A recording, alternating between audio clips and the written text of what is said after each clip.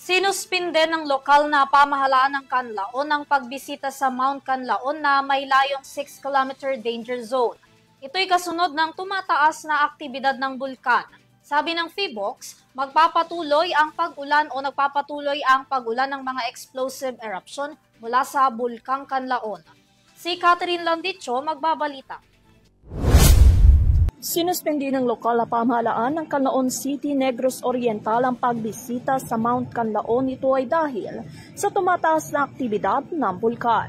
Kaya pansamantalang sinuspindi at pinapayagan lamang ang window time para sa mga magsasaka at evacuees na makapasok sa 6-kilometer extended danger zone.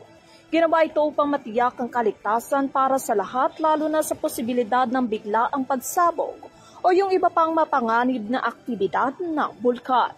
Ayon kasi sa pinakahuling impormasyon mula sa Philippine Institute of Volcanology and Seismology o PHIVOLCS, nagpapatuloy ang pag-ulan ng mga explosive eruption mula sa Bulkang Canlaon.